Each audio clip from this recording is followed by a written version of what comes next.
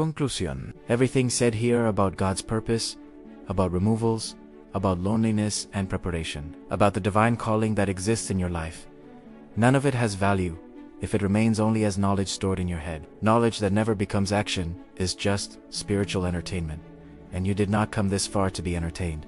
You came to be transformed. So now is the time to make a choice. The time to look at everything you have lost with new eyes, with the perspective of someone who understands that God is speaking through every farewell, every silence, every empty space left in your life. Because the word of God is clear. He works all things together for the good of those who love him.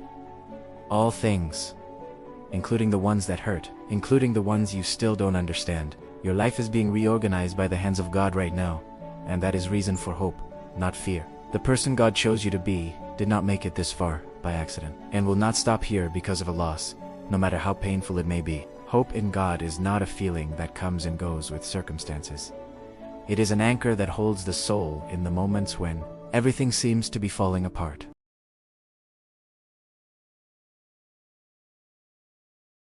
Knowledge must eventually come down from the head and land in the feet, because truth that does not walk transforms no one. The first step is one of the hardest. Do not chase after who God has removed. It seems simple, but in practice it demands enormous courage, because the human instinct is to preserve, to hold on, to try to fix what is coming undone. But when you chase after what God is pushing away, you are, in practice, fighting against His plan for your life.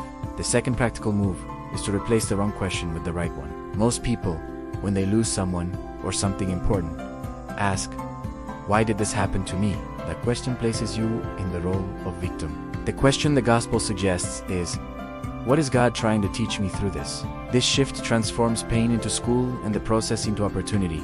The third and perhaps most powerful step is to intentionally invest in your spiritual growth during these seasons of transition. Don't let the emptiness be filled by distraction. Let it be filled by formation. Read books that expand your faith and your mind. Seek a healthy community, a church that preaches the Word of God without compromise. Care for your body, and above all, maintain consistency in prayer, not as ritual, but as real conversation with Jesus Christ, because it is in that daily intimacy that the divine calling is clarified, confirmed, and strengthened, until the point where you look back and understand, with gratitude, every removal God allowed in your life.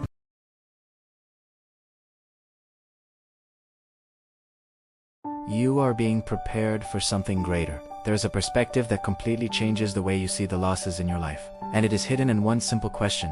What if everything leaving your path is making room for exactly what God promised?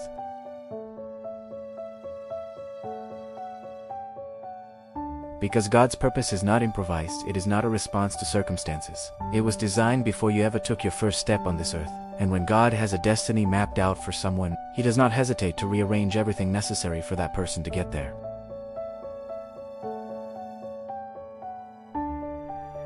Think of Joseph's story in the Old Testament.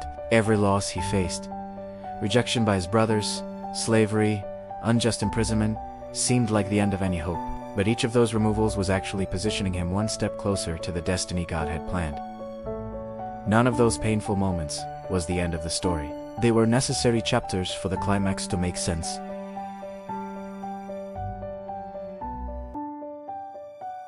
And your life is no different. Every person who left, every door that closed, every cycle that ended without a clear explanation, is part of a narrative that the person God chose you to be is still living. God's message for your life does not end in loss. It is revealed through it. Deus revela.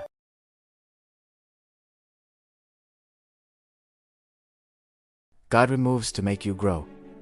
There is an uncomfortable truth every believer must confront at some point in their journey. Sometimes the greatest obstacle to your growth is not the enemy out there.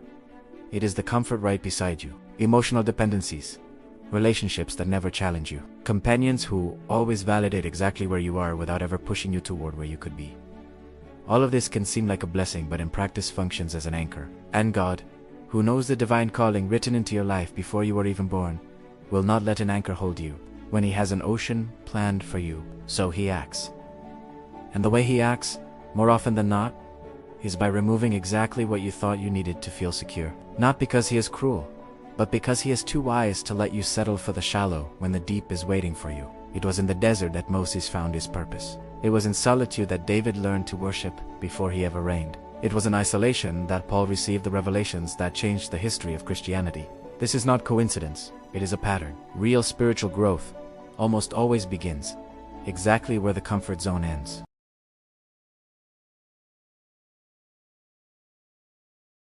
Not everyone is aligned with your purpose. There is a moment in life with God when you begin to grow in a way that not everyone around you can keep up with, and that is completely normal. Spiritual growth has a price that few speak openly about. It naturally creates a distance between you and those who have chosen to stay still. It's not arrogance, it's not judgment, it's simply the law of movement. Because those who walk cannot wait indefinitely for those who refuse to leave where they are. As your faith is refined, your discipline built, your vision transformed by the Word of God, you begin to notice that certain conversations no longer feed you, that certain environments no longer fit who you are becoming. And that realization, though liberating, can also feel lonely at first. Not every time is God who distances people. Sometimes it is the growth itself that creates this natural separation. When you begin waking up early to seek Jesus Christ in prayer, caring for your mind, investing in your development, taking your divine calling seriously, people living on autopilot begin to feel uncomfortable around you because your evolution silently confronts their stagnation. And so the distance happens almost spontaneously, without fights, without grand farewells. It is the natural realignment of someone truly living the gospel.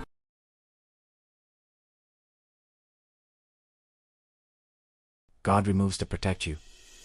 There is a truth that few are willing to face head. Not every person who seems good for you is good for your purpose. In the walk of Christian faith, one of the greatest traps is confusing presence with blessing. Sometimes the person who was always around, who seemed indispensable, was exactly what was holding you back from moving forward. God sees what human eyes cannot reach, and so He acts before the damage grows worse. He sees the intention hidden behind the smile, the silent influence quietly draining your energy without you noticing, the weight accumulating in your soul for no apparent reason. The Word of God makes it clear that He is a Father who cares, who guards, who protects. And sometimes that protection comes in the exact form of what hurts. And it hurts because you were attached. It hurts because you didn't see the danger. It hurts because, from your point of view, it was a loss, but from His point of view, it was a deliverance. What God calls deliverance, human beings call loss, and that difference in perspective is what separates those who grow from those who stay stuck in the same place for years. Whoever understands God's purpose learns to look at the departures in their life, not with bitterness, but with a reverent curiosity.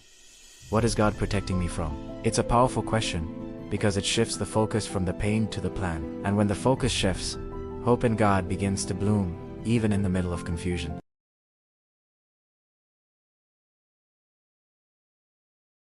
Have you ever woken up one day and realized that the people who swore they'd always be by your side simply disappeared? No fight, no explanation, no dramatic scene that would at least justify the pain. Just silence, just the emptiness where there used to be presence. And then that treacherous voice in your head starts saying you did something wrong, that you're not enough, that somehow you deserve to be alone. But what if I told you that voice is completely wrong? What if what you're interpreting as rejection is, in fact, one of the greatest demonstrations of love God has ever shown in your life? This might sound strange right now. It might even feel like one of those pretty phrases that means nothing, but before you close this window, give me a minute, because what you're about to discover here could completely change everything. Here's the truth no one told you. The truth that most people will never have the courage to face. Not every loss is a failure.